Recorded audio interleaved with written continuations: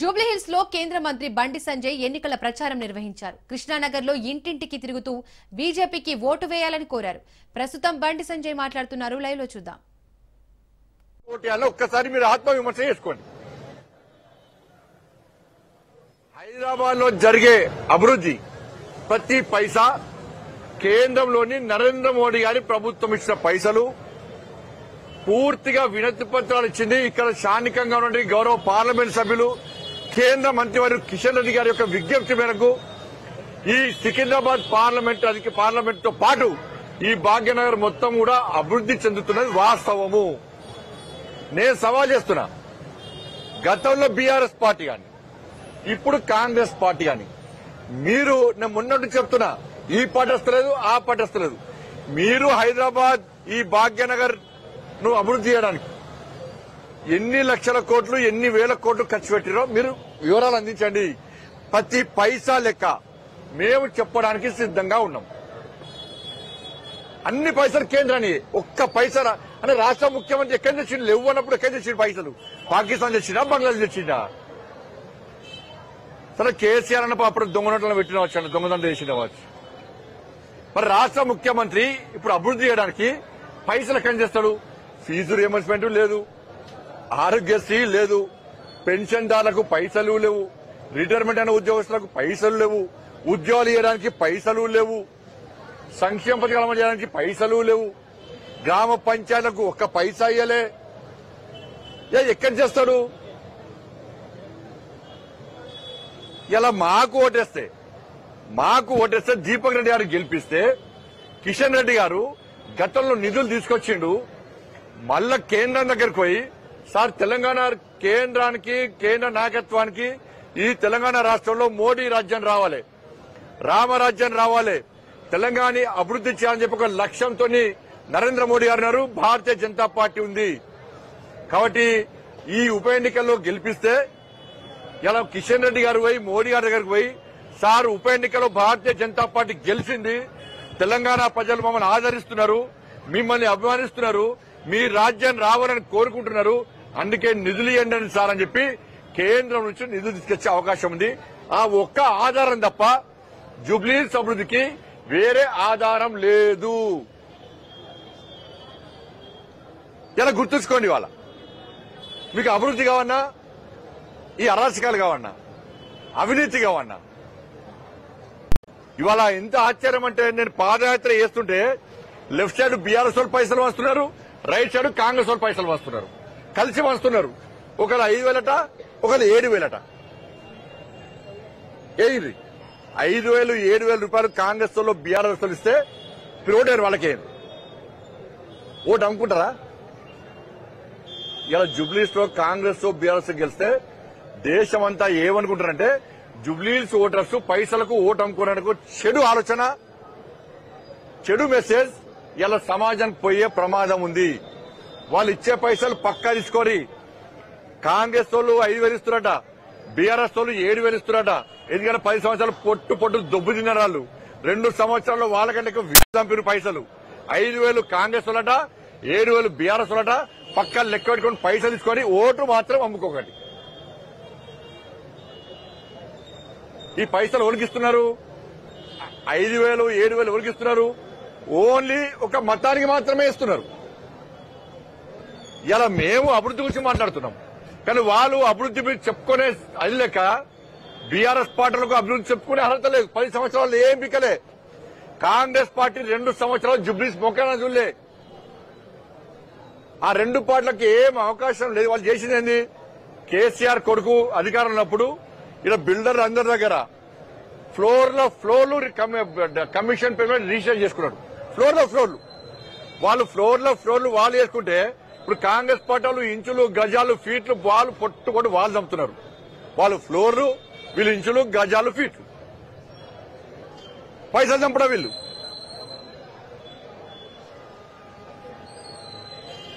ఇవాళ కనీసం ఎన్నికల కమిషన్ ఇక్కడ ఉంది, పోలీస్ అధికార యంత్రాంగం ఇక్కడ ఉంది.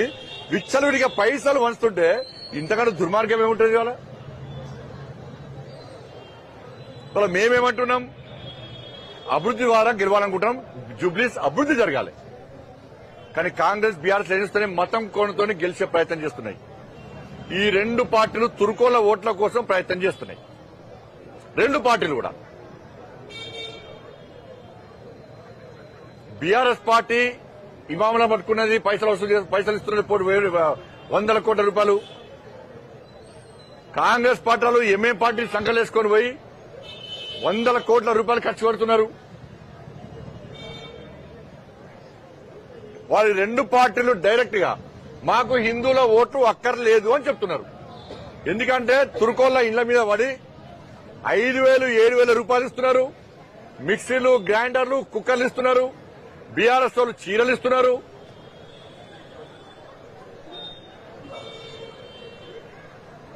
ఏ హిందూ ఇంటికన్నా వచ్చి కనీసం మీ బాధలు బీఆర్ఎస్ పార్టీ వాళ్ళు, కాంగ్రెస్ పార్టీ వాళ్ళు తెలుసుకున్నారా?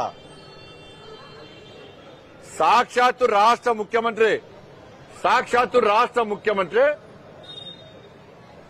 బీజేపీ కాంగ్రెస్ అంటే ముస్లిం అంటే కాంగ్రెస్ అంటున్నాడు. బీఆర్ఎస్ పార్టీ టోపీలు పెట్టుకుని మసీదులో నమాజ్ చేసి ఓట్లు అడుక్కునే పరిస్థితి బీఆర్ఎస్ పార్టీది. ఇలా మేమెక్కడన్నా మసీదుల పొంటి తిరిగి టోపీలు పెట్టుకున్నామా ఎన్నికల్లో?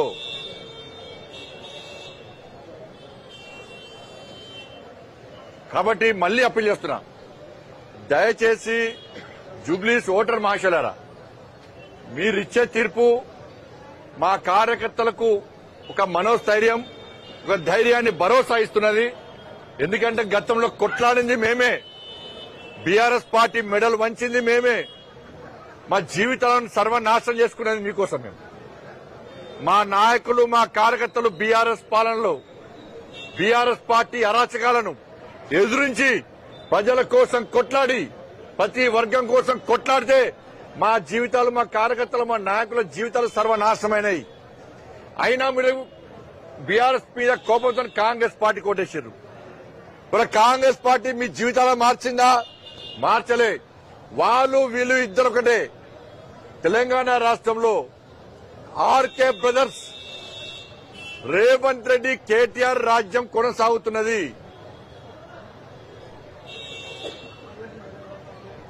వాళ్ళ పాలనలో ఇవాళ మీకైనా న్యాయం జరిగిందా? బీఆర్ఎస్ పార్టీ కొట్లాడే అర్హత బీఆర్ఎస్ పార్టీకి లేదు. 10 సంవత్సరాలు వాళ్ళు పాలించారు కాబట్టి ప్రజలు ప్రశ్నిస్తున్నారు బీఆర్ఎస్ లను. నువ్వు ఇండోలో ఏం బీకినావు అంటున్నారు. 10 సంవత్సరాలు నువ్వు ఏం బీకినావు, ఏ ముఖం పెట్టుకుని వస్తున్నావు అంటున్నారు. ఇలా మేము మీకోసం కొట్లాడడానికి సిద్ధంగా ఉన్నాం. 2,500 రూపాయల కోసం కొట్లాడతాం. నాకేం కాదు అని విర్రవీగిన KCR medal వంచింది Bharatiya Janata party. Farm house లో పన్న కేసీఆర్ గల్లవట్టి బయటికి గుంజుకొచ్చింది భారతీయ జనతా పార్టీ. ఇలా Congress party medal వంచేది Bharatiya Janata party తప్ప బీఆర్ఎస్ పార్టీ కాదు. కేసులకు భయపడలే, జైళ్లకు భయపడలే, లాఠీ దెబ్బలకు భయపడలే. ఒక్కొక్కరి మీద వందల కేసులు మా మీద ఉన్నాయి. ఇలా బీఆర్ఎస్ పార్టీ వాళ్ళు పోలీసు వాళ్ళు ఒక్క లాఠీ ఇస్తే బిల్లా బిస్తుంది అనుకుని దుబాయ్ మస్కర్ వారిపోతారు బీఆర్ఎస్ పార్టీ వాళ్ళు. వాళ్ళ కేసులకు భయపడతారు, లాఠీలకు భయపడతారు. కాంగ్రెస్ పార్టీతో కుమ్మకేరు వాళ్ళు. రేపు మీరు 2,500 రూపాయల పెన్షన్ కోసం కొట్లాడేది మేము, 4,000 రూపాయల పెన్షన్ కోసం కొట్లాడేది మేము, మీ తులం బంగారం కోసం కొట్లాడేది మేము, ఫీజు రియంబర్స్మెంట్ కోసం కొట్లాడేది మేము, ఆరోగ్యశ్రీ పైసల కోసం కొట్లాడేది మేము, ఉద్యోగస్తుల డిఏల కోసం కొట్లాడేది మేము, ఇలా రిటైర్మెంట్ అయినా పెన్షన్ దానికి కొట్లాడేది వాళ్ళ కోసం కొట్లాడేది మేము, రైతుల కోసం కొట్లాడేది మేము, ఈ జూబ్లీస్ అభివృద్ధి కోసం కొట్లాడేది మేము. మేము నిజాయితీగా పాలిస్తున్నాం. ఇక్కడ ఉన్నటువంటి స్థానిక పార్లమెంట్ సభ్యులు, కేంద్ర మంత్రివర్యులు కిషన్ రెడ్డి గారు ఎక్కడైనా ఎప్పుడన్నా ఒక జాగా కబ్జా చేసిన సందర్భాలున్నాయా? ఎవరి దగ్గర కమిషన్ తీసుకున్న ఆరోపణలున్నాయా? కాంగ్రెస్ వాళ్ళ మీద ఆరోపణలున్నాయి, బీఆర్ఎస్ వాళ్ళ మీద ఆరోపణలు. మేము నీతిగా నిజాయితీగా భాగ్యనగర్ అభివృద్ధికి కష్టపడి పనిచేస్తున్నాం. ఇక్కడ దయచేసి ఆలోచించండి. మాయ మాటలు చెప్తే నమ్మకండి, మోసపూరితమైన వాగ్దానం నమ్మకండి. ఇప్పుడు తెలంగాణ రాష్ట్ర ప్రజలు సమస్యలతో సతతం అవుతున్నారు, కష్టాల్లో ఉన్నారు. తెలంగాణ సమాజం బాధల్లో ఉన్నారు. తెలంగాణ సమాజం గతంలో బీఆర్ఎస్ పార్టీ వల్ల, ఇప్పుడు కాంగ్రెస్ పార్టీ వల్ల తెలంగాణ రాష్ట్ర సమాజానికి ఇవాళ దిక్కు ఏంటంటే ఇవాళ భారతీయ జనతా పార్టీ. మమ్మల్ని ఆదరించండి, అభిమానించండి. జూబ్లీస్ తీర్పు వల్ల రేపటి నుంచి గల్లీ గల్లీలో మమ్మల్ని భారతీయ జనతా పార్టీ గెలిపిస్తే తెలంగాణ రాష్ట్రంలో గల్లీ గల్లీలో కాంగ్రెస్ వాళ్ళ బీఆర్ఎస్ సంగతి తెలుస్తాం. మీకోసం మీ సమస్యల పరిష్కారం కోసం కాంగ్రెస్ పార్టీ ఇచ్చిన హామీల కోసం మేము కష్టపడి పనిచేస్తామని చెప్పి ఈ సందర్భంగా అప్పీల్ చేస్తూ మా దీపక్ రెడ్డి గారిని భారీ మెజార్టీతో గెలిపించాల్సిందిగా మీ అందరికీ విజ్ఞప్తి చేస్తున్నాను. ఇవాళ మీరు వేయండి. ఓటింగ్ రోజు మార్నింగ్ 7 o'clock ఇవ్వండి. ఓటేసేటప్పుడు పువ్వు గుర్తు బట్టన్ మీద సీరియల్ నెంబర్ 1 జై శ్రీరామ్ అనండి. పోలింగ్ పువ్వు గుర్తు మీద గుద్దండి. రాముని దమ్మెందో చూపెట్టండి. రామ భక్తులుగా రాముని వారసులుగా మేము వస్తున్నాం. ఇలా ఔరంగజేబ్ వారసులుగా ఇలా కాంగ్రెస్ పార్టీలు వస్తున్నారు. ఔరంగజేబ్ వారసులుగా ఉన్నా రాముని వారసులుగా ఉన్నా ఇలా జుబ్లీ సమాజం ఆలోచించండి. హిందూ ఓట్ బ్యాంక్ దమ్మెంతో చూపెట్టండి. హిందూ ఓట్ బ్యాంక్ తెలుసుకుంటే ఏమవుతుందో, ఏ విధంగా మార్పు వస్తుందో ఒక చూపెట్టాల్సిందిగా ఇలా జుబ్లీస్ లోని హిందూ సమాజానికి అప్పీల్ చేస్తా ఉన్నా.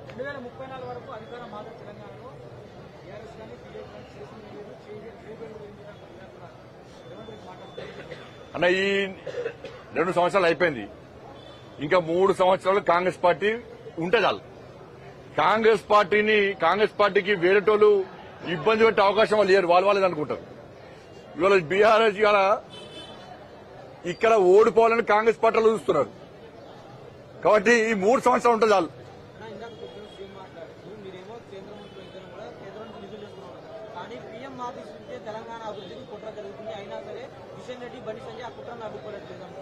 ఇవాళ నేను అదే సవాల్ చేస్తున్నా. బస్తీ దవాఖానలో పైసలు ఎవరు ఇచ్చిర్రు? రైల్వే నిధులు ఎవరిచ్చిర్రు? నేషనల్ హైవేస్ ఎవరిచ్చిర్రు? ట్రిపుల్ ఆర్ నిధులు ఎవరిచ్చిర్రు? ఇక్కడ హైదరాబాద్ లో జరుగుతున్న అభివృద్ధికి పైసలు ఎవరి? ఎప్పుడన్నా రాష్ట్ర ముఖ్యమంత్రి 2 సంవత్సరాల్లో ఈ హైదరాబాద్ లో ఏదో నొక్క పెద్ద అభివృద్ది కార్యక్రమాన్ని ప్రారంభం చేసిండా? చెప్పు నాకు. మోడీ గారు వచ్చి ప్రారంభోత్సవాలు చేసిర్రు. నితిన్ గడ్కరీ గారు వచ్చి ప్రారంభోత్సవాలు చేసిర్రు. రైల్వే మినిస్టర్ వచ్చి ప్రారంభోత్సవాలు చేసిర్రు. తెలంగాణ రాష్ట్రంలో మీరు ప్రారంభోత్సవాలు చేసిర్రా? మేమే ప్రారంభోత్సవాలు చేస్తున్నామంటే నిధులు ఎవరి? రాష్ట్ర ముఖ్యమంత్రి పైసలు ఇవ్వమంటున్నాడు. కాబట్టి అలా అందుకే అంటున్నా ముఖ్యమంత్రి గారు చాలా ధన్యవాదాలు. అందుకే మీరు కూడా ఒక అడుగు ముందుకేసి ఈ జుబ్లీస్ ఎన్నికల్లో మీకు వచ్చేది లేదు, పోయేది లేదు మీరు అనుకుంటే, మీకు తెలంగాణ రాష్ట్ర అభివృద్ధి కావాలనుకుంటే ఇలా ఓటేమని చెప్పండి. మరి బీజేపీకి ఓటేస్తారు. కిషన్ రెడ్డి గారు, బండి సంజయ్ గారు పోయి మోడీ గారు దగ్గర సార్ జుబ్లీస్ లో ఇలా అన్ని పార్టీలు కలిసి బీజేపీని గెలిపిస్తాయి, ఇలా నిధులు ఇవ్వని చెప్పి మేము అడుగుతాం. మేము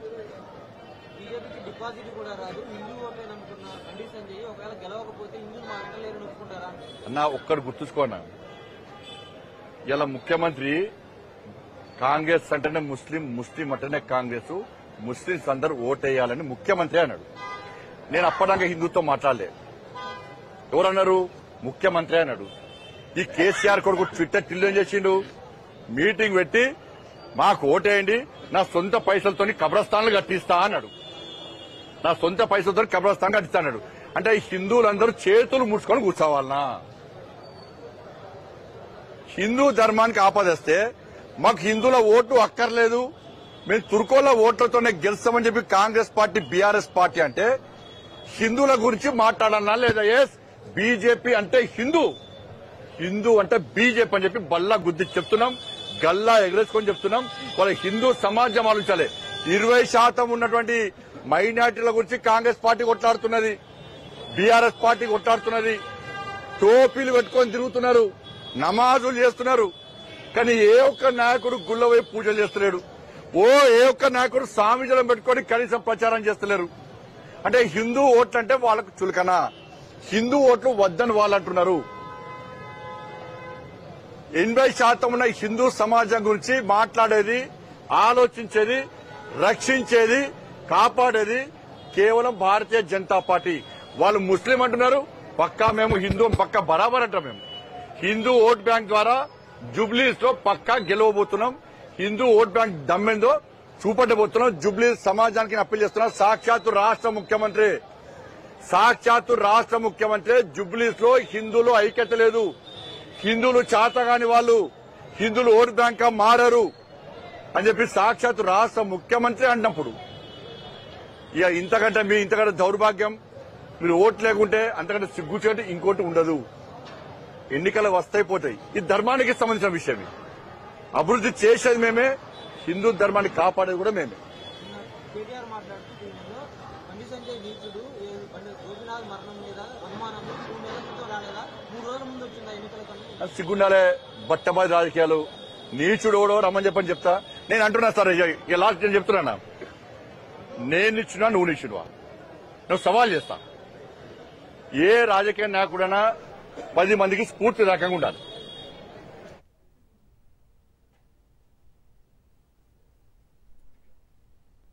రైట్. ఇక తెలంగాణ భవన్లో జగదీష్ రెడ్డి మాట్లాడుతున్నారు, లైవ్ లో చూద్దాం. చేసిందే కేసీఆర్ కదా, కేటీఆర్ కదా.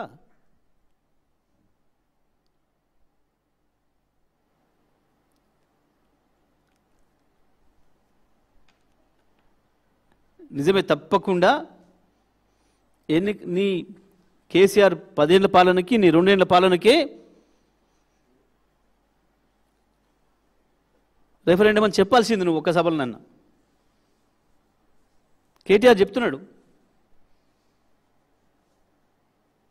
మా అభివృద్ధిని చూడండి, వాళ్ళ అభివృద్ధిని చూడండి, ఎవరు నచ్చితే వాళ్ళకి వేయండి అని చెప్తున్నాడు. నీకెందుకో దమ్ము లేదు, ధైర్యం లేదు ఆ మాట మాట్లాడడానికి.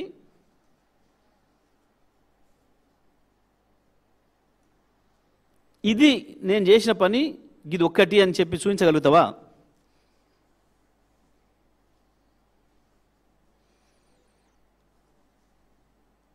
కేటీఆర్ చేసిన పనులు, కేసీఆర్ చేసిన పనులు ఇట్లా ఇట్లా ఇట్లా చెప్పుకుంటూ పోతున్నారు ప్రజలు. ఏ ఇంటికి పోయినా, ఎక్కడి ఏ ఊరికి పోయినా.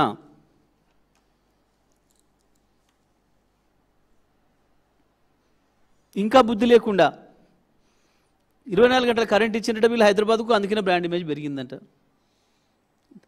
నవ్వుకుంటారని సోయినే ఉండాలి కదా. కేసీఆర్ రాకముందు తెలంగాణ ఏముండే, కేసీఆర్ వచ్చిన తర్వాత తెలంగాణ అయింది. చీకట్ల నుంచి వెలుగులోకి ఎట్లా వచ్చింది తెలంగాణ? నిజమే, 2009 నుంచి 4 నుంచి 14 చాలా స్వర్ణయుగం. దేనికి? శ్మశానాలకి.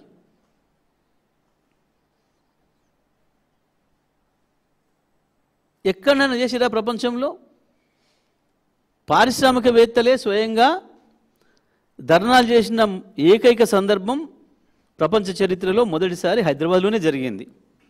నువ్వు ఇలా గొప్పగా ఓడుతున్నావు నీ కాంగ్రెస్ పాలనలో.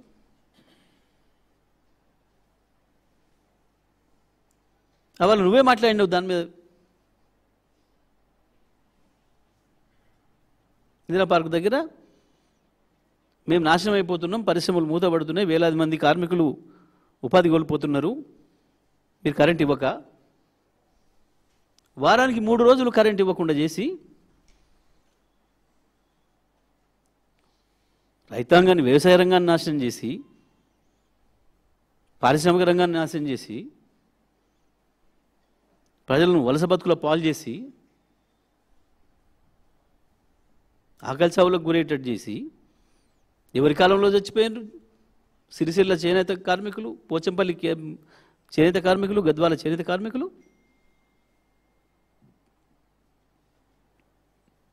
ఈ దుర్మార్గమే కదా.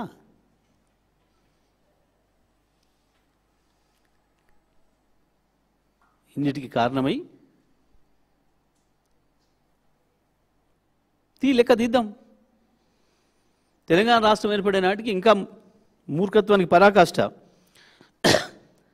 60,000 మిగులు బడ్జెట్తో ఉందట తెలంగాణ రాష్ట్రం ఏర్పడే నాటికి. నవ్వుకుంటాడు, పిల్లలు కూడా నవ్వుకుంటారు. తెలంగాణ రాష్ట్రం ఏర్పడే నాటికి రాష్ట్ర ప్రభుత్వ ఆదాయమే 60,000 కోట్లు.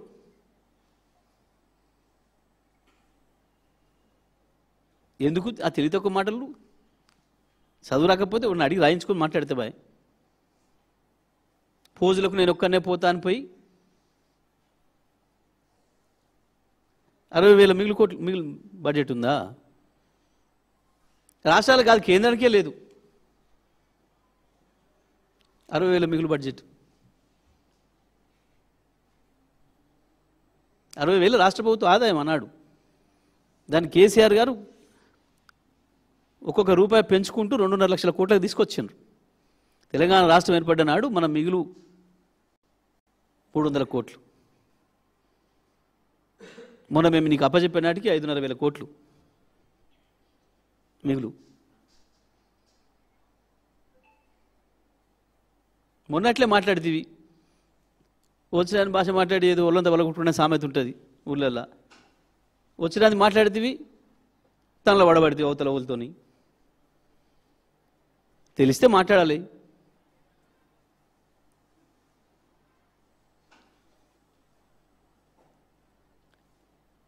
పదేళ్ళు తెలంగాణ ప్రపంచ పటంలో లేదట. వీళ్ళ బాబు గారు, వీళ్ళ రాజశేఖర రెడ్డి, వీళ్ళ కాంగ్రెస్ ముఖ్యమంత్రులు ఉన్నప్పుడు ఉందట. తర్వాత మళ్ళీ ఈయన వచ్చినాకనే తెలంగాణ చిత్రపటంలోకి వచ్చిందట. 10 ఏళ్ళు తెలంగాణ లేదట. ఎవరిని అడిగినా చెప్తారు కదా. 24 గంటల కరెంటు ఏ రాష్ట్రంలో ఇవ్వబడను భారతదేశంలో మొదటిసారిగా తెలంగాణ రాష్ట్రమే అని చెప్తారు కదా.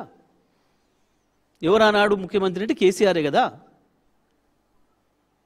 రైతులకు 24 గంటలు ఉచితంగా కరెంట్ ఇచ్చిన రాష్ట్రం ఏది అంటే తెలంగాణే, అది కేసీఆర్ అని చెప్తారు కదా.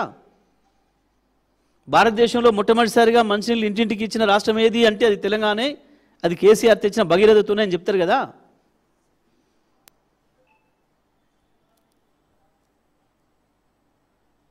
భారతదేశంలో 3 కోట్ల టన్నుల పైగా వరి ధాన్యాన్ని పండించిన రాష్ట్రం ఏది అంటే అది తెలంగాణే, అది కేసీఆర్ హయాంలోనే వరుసగా 4 సంవత్సరాలు పండించిందని చెప్తారు కదా ఎవరైనా. తెలంగాణ రాష్ట్రం ఏర్పడినాడికి 40 లక్షల మెట్రిక్ టన్నుల ధాన్యం ఈ రాష్ట్రం ఇచ్చింది.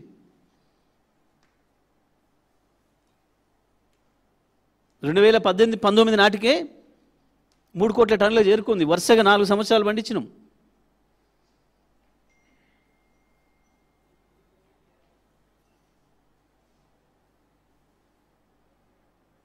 భారతదేశంలో ప్రతి గ్రామ పంచాయతీకి ట్రాక్టర్లు, ట్యాంకర్లు ఉన్నది ఏ రాష్ట్రంలో అంటే తెలంగాణలో, అది కేసీఆర్ వల్లనే.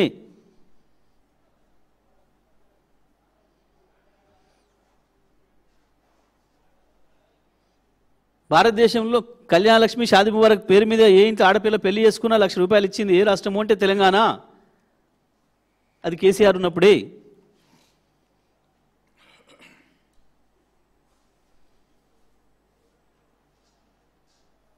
ఒకటి నుంచి 100 ఉన్నాయి.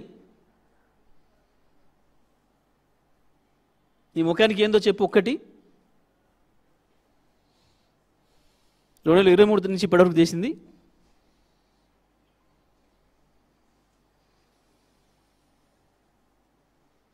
పాపం పేరుకు పెడితే వచ్చే బస్సు అని బస్సులే లేకుండా చేస్తేవి.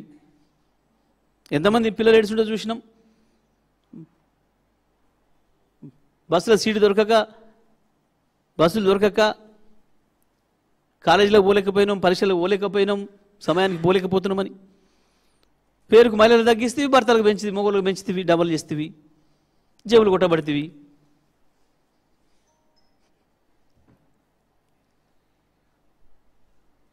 రైతులను నిలువలో ముంచుతీవి. రైతాంగాన్ని బాగు చేసినా గొప్ప అని చెప్తున్నావు. ఇప్పుడు రైతులు వచ్చిండ్రు. బోరవాండగాడ రైతులు తిరిగి ప్రచారం చేస్తుంటే మా ఒడ్లు కొంటలే, మా పత్తి కొంటలే, మేము మోసపోయినాం, మీరు కూడా మోసపోకుండా రైతులు జూబ్లీహిల్స్ ప్రజలు విజ్ఞప్తి చేస్తున్నారు. ఈ పోలీసు వాళ్ళను పంపి వాళ్ళు అరెస్ట్ చేసి చెలగొడుతున్నావు బయటికి. నువ్వు ఇక్కడ మాట్లాడుతున్న సమయంలోనే ఆడ జరుగుతుంది. రైతులు వచ్చారు జిల్లాల నుంచి జూబ్లీహిల్స్ ప్రజలకు చెప్పిపోదామని. కాంగ్రెస్ కోటేసి మేము మోసపోయినాం, జూబ్లీహిల్స్ ఓటర్లారా మీకు దండం పెడుతున్నాం, కాంగ్రెస్కి మళ్ళీ ఓటు వేయకండి అని చెప్పిపోతున్నారు. ఈ సకదనానికి లేస్తే అబద్ధం, పడుకుంటే అబద్ధం. ఒక విచిత్రమైన మనిషి. విచిత్రం అంటే ఇప్పుడు మానసిక శాస్త్రవేత్తలకు కూడా ఒక పెద్ద సవాల్ ఉంది. ఈ రేవంత్ రెడ్డి అంటోని ఎట్లా డిఫైన్ చేయాలి, ఎట్లా విశ్లేషించాలి. ఒక పెద్ద సబ్జెక్ట్. ఇప్పుడు ఒక PhD చేయదలుచుకున్న వాళ్ళకు రేవంత్ రెడ్డిని అప్పచెప్తే కష్టం, వాళ్ళు కూడా దొరకబట్టాడు. Right, back to news. Congress పాలసీల వల్లే హైదరాబాద్ అభివృద్ధి చెందిందని సీఎం రేవంత్ రెడ్డి అన్నారు. నాలెడ్జ్ హబ్ గా హైదరాబాద్ మారిందంటే కాంగ్రెస్ నిర్ణయాలే కారణమన్నారు. బీఆర్ఎస్ హయాంలో రాష్ట్రాన్ని పూర్తిగా దివాళా తీయించారన్నారు.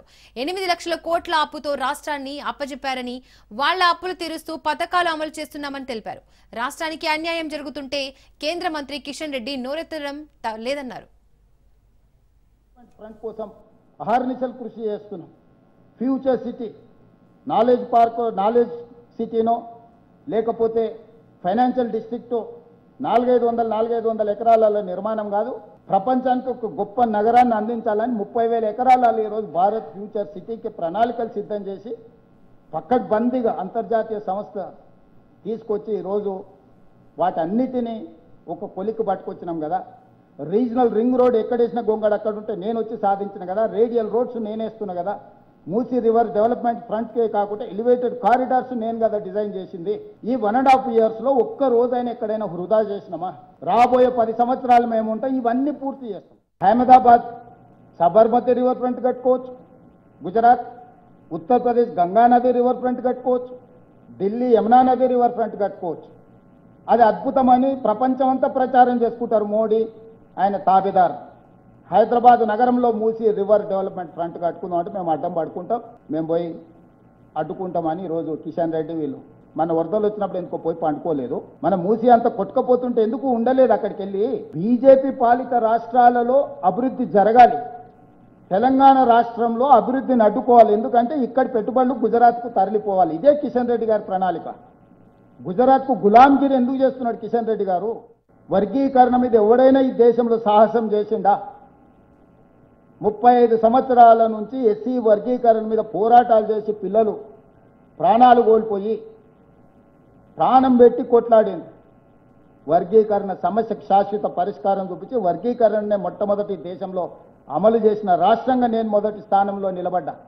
100 సంవత్సరాల నుంచి కులగణన జరగకపోతే బ్రిటిషర్స్ చేసిన కులగణన తర్వాత ఈ దేశంలో జనగణనలో కులగణన చేసి దేశానికి ఆదర్శంగా నిలబడి నరేంద్ర మోడీ కేంద్ర ప్రభుత్వం మెడలు వంచి రేపు జరగబోయే 2026 జనగణనలో కులగణన చేర్పించిన రాష్ట్రం తెలంగాణ రాష్ట్రం. నేను పకడ్బందీగా కులగణన చేసి సోషల్ జస్టిస్ చేసిన. ఏ ఒక్క ప్రాజెక్టు పూర్తి చేయాలి? 1,86,000 కోట్ల రూపాయలు సాగునీటి ప్రాజెక్టుల కాంట్రాక్టర్లకు చెల్లించిండ్రు. 1000 కోట్లతో పూర్తి కావాల్సిన కల్వకుర్తి పూర్తి కాలే, 2,000 కోట్లతో పూర్తి కావాల్సిన ఎస్ఎల్బిసి టన్నెల్ పూర్తి కాలే 10 సంవత్సరాల. భీమా, నెట్టంపాడు, కోయిల్ సాగరు, రాజీవ్ సాగర్, సీతారామ సాగర్ కింద పేరు మారింది, సమ్మక్క సారలక్కగా మారింది, ప్రాణహిత చేవెళ్ల కాళేశ్వరంగా మారింది. ఏ ప్రాజెక్టు కూడా పూర్తి చేయలే. 1,86,000 కోట్ల రూపాయలు ఎక్కడికి వెళ్ళినాయి? 27,000 కోట్ల రూపాయలు పాలమూరు రంగారెడ్డి ఎత్తిపోతల ఖర్చు పెట్టి ఒక్క ఎకరా కూడా నీళ్ళు ఇవ్వలేదు. కాళేశ్వరం లేకుంటే ఈరోజు భారతదేశంలోనే అత్యధికంగా వరి ధాన్యాన్ని ఉత్పత్తి చేసి ఒక్క సంవత్సరంలో 2,85,00,000 మెట్రిక్ టన్నుల వరి ధాన్యాన్ని ఉత్పత్తి నా ప్రభుత్వం సాధించింది. భారతదేశంలోనే ఉమ్మడి రాష్ట్రంలో కూడా ఆంధ్రప్రదేశ్ తెలంగాణ కలిసి కూడా ఆనాడు ఈ స్థాయిలో వరి ధాన్యాన్ని ఉత్పత్తి చేయలేదు. 65 లక్షల ఎకరాల వరి పండించి ఒక సీజన్లో, ఇంకొక సీజన్లో 54 లక్షల ఎకరాల వరిని పండించి 2 సీజన్లు కలిపితే దాదాపుగా 1,10,00,000 15 లక్షల ఎకరాల వరి ఉత్పత్తి చేసి 2,85,00,000 మెట్రిక్ టన్నుల వడ్లను ఉత్పత్తి చేసిన ప్రభుత్వం మాది. అధికారాన్ని చేపట్టిన 48 గంటల్లోనే ఈ రాష్ట్రంలో ఆడపిల్లలకు బస్సుల్లో ఉచిత ప్రయాణానికి నేను సంతకం పెట్టిన. నష్టాలలో ఉన్న ఆర్టీసీ రోజు లాభాల బాటలో నడిపిస్తున్న నేను. రాజీవ్ ఆరోగ్యశ్రీ నిర్వీర్యం చేస్తే దాన్ని పునరుద్ధరించి 5 లక్షల నుంచి 10 లక్షల రూపాయలకు నేను పెంచిన. ముఖ్యమంత్రి సహాయ నిధి నుంచి, రాజీవ్ ఆరోగ్యశ్రీ నుంచి ఈ 22 నెలల్లో దాదాపుగా 3,500 నుంచి 4,000 కోట్ల రూపాయలు నా ప్రభుత్వం ఖర్చు పెట్టింది. వదిలేసిన అన్ని హాస్పిటళ్లను కొలిక్కి పట్టుకొచ్చినాము పూర్తి చేయడానికి. 3,000 కోట్ల రూపాయలతో ఉస్మానియా హాస్పిటల్ పనులను ప్రారంభించినాము. ఎన్నో సంవత్సరాలుగా వాయిదా పడుతున్న హైకోర్టుకు 100 ఎకరాల భూమిని కేటాయించి 3,000 కోట్ల రూపాయలతోని దేశానికి ఆదర్శంగా ఒక హైకోర్టును నిర్మించుకోవాలని ఈరోజు పనులు ప్రారంభించినాము. ఆనాటి పథకాలను వేటిని రద్దు చేయాలి. రైట్. జూబ్లీహిల్స్ నియోజకవర్గంలో మాజీ మంత్రి హరీష్ రావు ఎన్నికల ప్రచారం నిర్వహించారు. మోతీనగర్లోని వాసవి బృందావనం అపార్ట్మెంట్ వాసులతో బ్రేక్ఫాస్ట్ మీటింగ్ లో పాల్గొన్నారు. బీఆర్ఎస్ పాలనలో దేశంలోనే తెలంగాణ నంబర్ 1 గా నిలిచిందని హరీష్ రావు అన్నారు. రేవంత్ పాలనలో తెలంగాణకు బ్యాడ్ ఇమేజ్ తీసుకొచ్చారని మండిపడ్డారు. రేవంత్ 2 ఏళ్ల పాలనలో హైదరాబాద్ లో చేసిందేమీ లేదన్నారు. జూబ్లీ హిల్స్ లో లేడీ గెలవాలనో రౌడీ గెలవాలనో ప్రజలు తేల్చుకోవాలన్నారు. రాష్ట్రం అయిద్దని, ముస్లింల రాజ్యం అవుతుందని, తెలంగాణ వస్తే కరెంటే ఉండదని, తెలంగాణ వస్తే అసలు తాగడానికి నీళ్లే ఉండవని అనేక అనుమానాలు సృష్టించారు. అసలు వీళ్ళకి పరిపాలనే చేత కాదు అన్నారు. బట్ మీ అందరు కూడా, మీ అందరి బ్లెస్సింగ్స్, మీ అందరి సపోర్ట్స్తో కేసీఆర్ గారు పోరాడినరు, తెలంగాణను సాధించారు. గత 10 సంవత్సరాల పాలనలో Telangana has become a model to the whole nation. ఒక 4 decades 5 decades Bengal was leading the country. But in the last 10 years Telangana ఆచరిస్తుంది, భారతదేశం అనుసరిస్తుంది అన్నంత గొప్పగా కేసీఆర్ గారు పాలన చేసి చూపారు. నేను వచ్చే 3 ఏళ్లలో ఈ తెలంగాణలో మారుమూల పల్లెల నుంచి హైదరాబాద్ నగరంలోని ప్రతి ఇంటికి మంచినీళ్ళు ఇవ్వకపోతే, శుద్ధి చేసిన మంచినీళ్ళు ఇవ్వకపోతే ఓటే అడగను అని ధైర్యంగా అసెంబ్లీలో చెప్పారు. 3 సంవత్సరాల్లో ప్రతి ఇంటికి త్రాగునీరిచ్చి చూపించింది కేసీఆర్ గారి ప్రభుత్వం.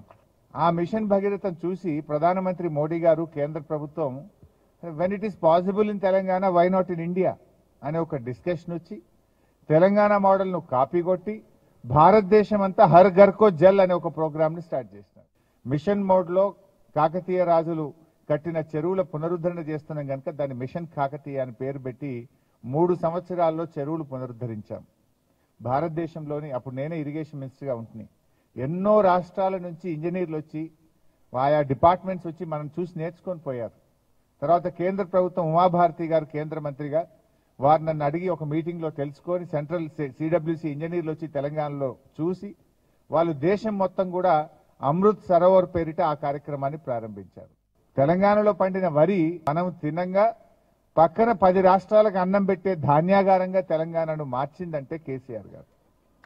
అంటే 2014లో మా ప్రభుత్వం వచ్చినప్పుడు 68 లక్షల మెట్రిక్ టన్నులు ఉన్న వరి బై ద టైం మేము దిగిపోయేసేటప్పటికి 2,78,00,000 మెట్రిక్ టన్నుల వరి ధాన్యం పండే విధంగా తెలంగాణను మార్చాం. ఏదో మాయ చేస్తే పండదు కదా పంట. నువ్వు మంచి క్వాలిటీ పవర్ 24/7 క్వాలిటీ పవర్ ఇచ్చినాం, చెరువులు బాగు చేసినాం, ప్రాజెక్టులు పూర్తి చేసినాం, ఇన్వెస్ట్మెంట్స్ వాళ్ళకు ఇన్పుట్ సబ్సిడీ ఇచ్చాం, ఫర్టిలైజర్ ఇచ్చాం, బైబ్యాక్ పర్చేస్ సిస్టమ్ పెట్టాం. అట్లా ఫార్మర్ను కాపాడాలి, రైతు దేశానికి వెన్నుముక్క అని చెప్పి సపోర్ట్ చేస్తే Telangana has become number 1 in the country. Hyderabad లో there was a 4 hours power cut. Industries కు weekly 2 days 3 days power holiday. But ఈ రోజు ఆ పరిస్థితి ఉందా బైసం? రాష్ట్రంలో రైతుకైనా, హైటెక్ సిటీలో కూకట్పల్లిలో ఉండే మీకైనా అందరికీ క్వాలిటీ పవర్ ఇచ్చారు కేసీఆర్. 24/7 పవర్ ఇచ్చారు. అంతకుముందు అయితే అసలు రైతులకు 6 గంటలు వచ్చేది కాదు. గ్రామాల్లో అయితే ఉదయం డే అంతా కరెంట్ ఉండేదే కాదు. జిల్లాల్లో అయితే 6 గంటలు పవర్ కట్ ఉండేది. హైదరాబాద్ లో 4 గంటల పవర్ కట్ ఉండేది. అసలు ఈ రోజు ఎక్కడన్నా పవర్ కట్ ఉందా అని నేను అడుగుతా ఉన్నా. అది కూడా దాని వెనుక దాదాపు 1,00,000 కోట్ల రూపాయలు ఖర్చు పెట్టి ఇన్ఫ్రాస్ట్రక్చర్ బిల్డ్ చేసి థర్మల్ స్టేషన్స్ కట్టి ఇలా అద్భుతంగా పవర్ సర్ప్లస్ స్టేట్ గా తెలంగాణను మార్చింది కేసీఆర్ గారు. అంటే is a visionary. BRS government ఒక విజన్ తో పనిచేసింది. ఈ రోజు ఒకవైపు సునీత, ఇంకొక వైపు కాంగ్రెస్ అభ్యర్థి ఎవరో మీకు తెలుసు. ముఖ్యంగా మా మహిళా సోదరిమణులు ఆలోచించాలి. ఈ election lady versus rowdy. Lady గెలవాలన్నా రౌడీ గెలవాలన్నా మీరు ఆలోచించండి. మరి ఆ రౌడీ ఇప్పుడు ఆయన రౌడీ అని నేనంటే ఇంకేదో తప్పు అన్నారు. మరి రౌడీ అని నేను అనడం తప్పైతే అసలు నిన్నగాక మొన్న ఈ ఎలక్షన్ సందర్భంగా పోలీసులు ఎందుకు ఆ కుటుంబ సభ్యుల్ని బైండ్ ఓవర్ చేసిండ్రు? బైండ్ ఓవర్ ఎవరిని చేస్తారు ఎలక్షన్ల టైంలో? రౌడీ షీటర్స్ ను ఆయా పోలీస్ స్టేషన్ లో బైండ్ ఓవర్ చేస్తారు. యువర్ ఓన్ గవర్నమెంట్, నీ గవర్నమెంటే నేను బైండ్ ఓవర్ చేసింది కదా. Because you have a track record, you are a rowdy sheeter, your name is there in the police station. That's why police have call you and they made you bind over. మరి అని bind over చేసిన rowdy అనకపోతే ఏమంటాం? మీరు ఆలోచించండి. Lady versus rowdy, who has to win? ఒక సగటు మహిళగా మరి ఆవిడ మీ సమస్యల్ని బాగా అర్థం చేసుకోగలుగుతుంది. డోంట్ థింక్ దట్ సునీత ఒక్కటి కాదు. సునీత అంటే బీఆర్ఎస్ కుటుంబము. ఈరోజు ఏం జరుగుతా ఉంది? గూగుల్ ఎందుకు పోయింది? ఎందుకు పోయిందని నేను అంటే ఆంధ్రప్రదేశ్ పోతే నాకు కోపం లేదు, కానీ నా తెలంగాణ మిస్ అయిందని బాధ కదా. నిజంగా మా గవర్నమెంట్ ఉండుంటే ఇలా గూగుల్ను హైదరాబాద్లో తెచ్చుండే వాళ్ళం కాదా? ఇలా విశాఖపట్నం పోయింది కదా. ఓకే, అక్కడ ముఖ్యమంత్రి గారు కష్టపడ్డాడు, ఆయన తీసుకుపోతున్నాడు. బట్ మన ముఖ్యమంత్రి ఏం చేస్తున్నాడు? వరంగల్ హన్మకొండ జిల్లాలో జాగృతి జనంబాట కార్యక్రమం కొనసాగుతుంది. జాగృతి జనంబాట పేరుతో రాష్ట్ర వ్యాప్తంగా 2026 ఫిబ్రవరి 13 వరకు కొనసాగనుంది. రెండో రోజు కార్యక్రమంలో జాగృతి అధ్యక్షురాలు కవిత పాల్గొన్నారు. రాష్ట్రంలో ప్రజలు సమస్యలతో ఇబ్బందులు పడుతుంటే అధికార ప్రతిపక్ష పార్టీలు సమస్యలను గాలికి వదిలేసి జూబ్లీహిల్స్ ఎన్నికలపై పడ్డారని దుయ్యబట్టారు. ప్రజా సమస్యలపై నాయకుల అక్రమాలపై జాగృతి పోరాటం చేస్తుందంటున్న జాగృతి అధ్యక్షురాలు కవితతో మా regional coordinator Chandrashekar face to face. Jagruthi Janambata పేరుతో ఇటు తెలంగాణ రాష్ట్ర వ్యాప్తంగా జాగృతి అధ్యక్షురాలు కల్వకుంట్ల కవిత అయితే పర్యటిస్తున్నారు. ప్రస్తుతం మనతో కల్వకుంట్ల కవిత గారు ఉన్నారు. మేడం చెప్పండి, అసలు ఏంటి జాగృతి జనంబాట యొక్క ముఖ్య ఉద్దేశం ఏంటి? ప్రధానంగా ఒకటండి, అనేకమైన సమస్యలు ఉన్నాయి ప్రజల దగ్గర. అడగాల్సినటువంటి ప్రతిపక్షము జూబ్లీహిల్స్ ఎన్నికల్లోనే ఉంది, పనులు చేయాల్సిన ప్రభుత్వము జూబ్లీహిల్స్ ఎన్నికల్లోనే బిజీగా ఉంది. అందరు ఎన్నికలలో బిజీగా ఉన్నారు తప్పితే ప్రజల సమస్యల మీద ఎవరు మాట్లాడడం లేదు. అందుకనే తెలంగాణ జాగృతి నాయకులము కార్యకర్తలము మేమందరం కూడా ప్రజల సమస్యల్ని గుర్తించి వాటిని ప్రభుత్వం దృష్టికి మీలాంటి ప్రెస్ మిత్రుల ద్వారా తీసుకొస్తున్నాం. తద్వారా కొన్ని సమస్యలైనా పరిష్కారం అవుతాయని అనుకుంటున్నాం. మేడం, మీరు చూస్తే 2 రోజుల నుంచి హన్మకొండ వరంగల్లో పర్యటించారు. ఎలాంటి సమస్యలు మీ దృష్టికి వచ్చాయి, వాటిపైన మీ కార్యాచరణ ఏంటి? అంటే ప్రధానంగా ఒకటండి, హన్మకొండ వరంగల్ అనేటటువంటిది మనం ఒక గర్వంగా ఫీల్ అవ్వాల్సినటువంటి నగరం. చాలా చరిత్ర ఉన్న నగరం. మహిళలకు అదేవిధంగా తెలంగాణ పౌరుషానికి పెట్టింది పేరైనటువంటి నగరం. అయినప్పటికీ ఇటువంటి నగరంలో అండర్ గ్రౌండ్ డ్రైనేజీ లేకపోవడం అన్నది చాలా దారుణం. అండర్ గ్రౌండ్ డ్రైనేజీ నిర్మాణం పనుల కోసం ఏమాత్రం ఫోకస్ చేయకపోవడం కూడా చాలా దారుణం. సో ఇట్లాంటి పనుల మీద ఎక్కువ శ్రద్ధ పెడితే ప్రజల ఆరోగ్యం బాగుంటుంది, మన నగర సౌందర్యం బాగుంటుంది. పై మెరుగులు ఎన్ని దిద్దినా కూడా వరద వస్తే కొట్టుకుపోతుంది. మేడం, ప్రకృతి వైపరీత్యాల వల్ల రైతులు తీవ్రంగా నష్టపోతున్నారు. వీరిపై జాగృతి ఎలాంటి పోరాటం చేస్తుందని చెప్పవచ్చు? అంటే ప్రధానంగా ఒకటండి, పంట నష్టం అనేటటువంటిది వరంగల్ ఖమ్మమే కాకుండా తెలంగాణ వ్యాప్తంగా జరిగినటువంటి పంట నష్టాన్ని ప్రభుత్వం సానుభూతితో ఆలోచన చేయాలి, జాలితోని మానవత్వ కోణంలో ఆలోచన చేయాలి. ఒక రైతు 7 లక్షల పంట ఆరబెట్టుకుంటే ఒక్క రోజులో కొట్టుకుపోయినటువంటి పరిస్థితి. ఏం చేయాలి ఆయన? దానికోసం ప్రభుత్వం ఆదుకోవాలి కదా. పంట నష్ట పరిహారం 10,000 ఇస్తాం ఎకరానికి అని చెప్పారు. ఏ కోశాను కూడా సరిపోదండి. అది చాలా దారుణంగా ఉంది గ్రౌండ్లో పరిస్థితి. ఈ అంశాన్ని కొంత దయతో ముఖ్యమంత్రి గారు ఆలోచించాలని కోరుతున్నారు. మేడం, ఇప్పుడు రాష్ట్రంలో చూసుకుంటే ప్రతిపక్ష పార్టీగా ఫెయిల్ అయింది అనుకోవచ్చు. మీరేం చెప్తారు దీని మీద? ప్రతిపక్ష పార్టీ ఎన్నికల్లో బిజీగా ఉంది, అందుకే జాగృతికి ప్రజల్లో పనిచేస్తుంది. Thank you. ఇది కల్వకుంట్ల కవిత చెప్తున్నారు. ఇటు తెలంగాణ వ్యాప్తంగా కూడా ఇటు ప్రజల పక్షాన జాగృతి సంస్థ పనిచేస్తుంది. ప్రజలు కష్టాల్లో ఉన్నప్పుడు జాగృతి వారి తరఫున పోరాటం చేస్తుంది. ప్రస్తుతం అధికార ప్రతిపక్ష పార్టీలు కూడా మొత్తం ప్రజల్ని గాలికి వదిలేసిన పరిస్థితి. ప్రజల తరఫున జాగృతి పనిచేస్తుందని కల్వకుంట్ల కవిత చెప్తున్నారు. కెమెరామెన్ శివకుమార్తో చంద్రశేఖర్.